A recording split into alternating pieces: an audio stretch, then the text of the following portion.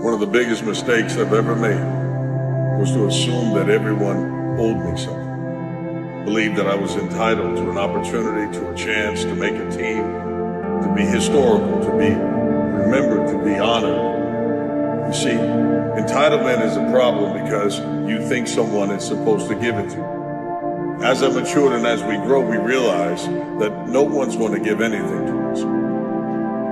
We must earn it. We must put forth effort. We must put forth hard work. We got to overcome even our own limitations, especially those aspects of us that say, quit now.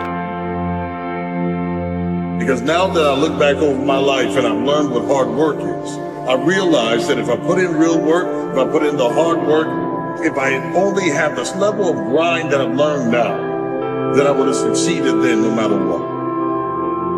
No one can stop you from going after dreams, goals, and becoming something except for me and you.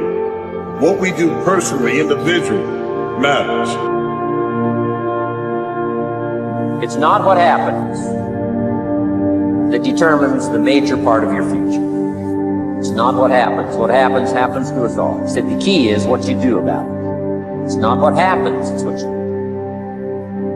Life ain't fair to nobody. You just gotta fight through, man. You gotta bite back sometime. It's like haters. When you get haters, people's opinion of you is none of your business.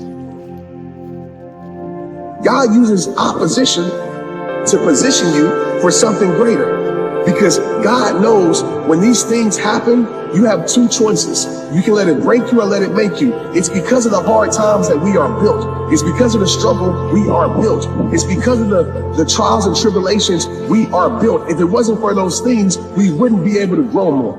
But what a lot of us do, we take it as this isn't fair. We start silencing our gift. We start moving away from our greatness. We stop living the life that was created for us. And we let these things that were meant to build us break us.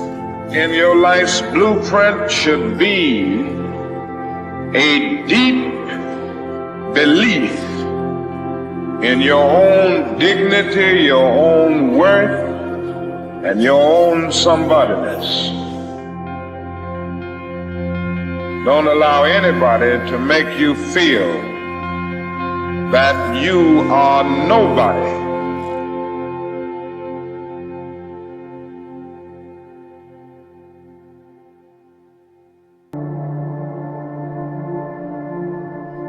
You want to fix imposter syndrome and people pleasing?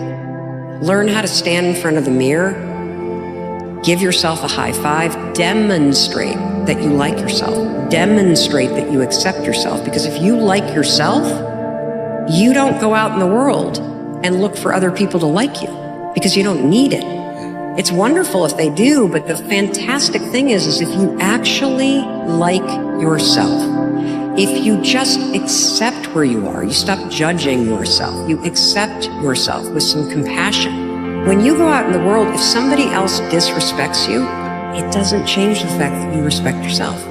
If somebody else doesn't like you or love you, yeah, it stings, it sucks, but it doesn't change the fact that you like or love yourself. Most people don't lead their life, they accept their life. And when you accept your life, you are living on things that are not worthy of your time and effort and energy. To go uphill, you have to be intentional. Nobody ever went uphill by accident. You've never read a book on accidental achievements. You have to be intentional with what you do and who you are. All good will be attacked on this planet. Maybe not the next one we get to, but on this one, all good will be attacked. Every garden will be invaded. Not to think so is naive. Every garden must be tended all summer.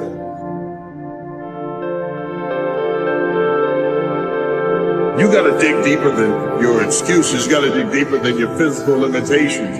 You got to dig deeper than everything that was about you that wanted to quit every time things got hard. Because it's easy to find an excuse. The hard part is when you don't give yourself an excuse.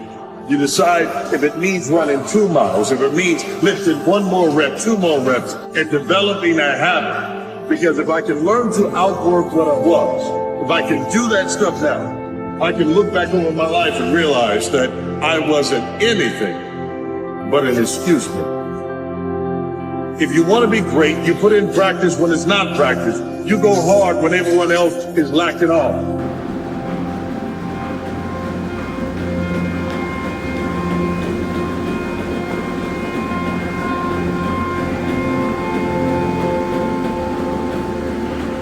Do you want the emotion or do you want progress? Because you can't have both. I'll give you an example. You're at the gym. You're curling. You're rep 8. And your body starts to fire off those signals in your brain and it goes, stop. It hurts. If you stop, you get the emotion. You don't get the progress. That when the pain stops is when the work starts. So you either get the emotion or you get the progress, but you can't have both. But God gave you the light, and you just shining. Even when they try to stop you, you still shining. Even when they try to slow you down, you still shining. Even when they try to come against you, you still shining. Even when they use their tactics to try to hurt you and kill your vision, you bring more light to it and you keep shining.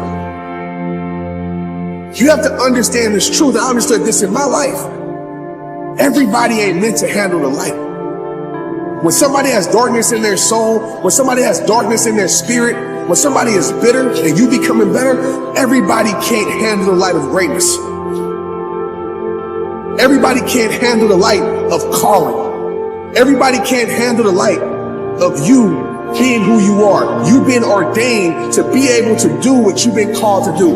Everybody can't handle that because everybody ain't that. I say to you, the universe is calling you. The voice of greatness has called me, and I'm afraid to answer.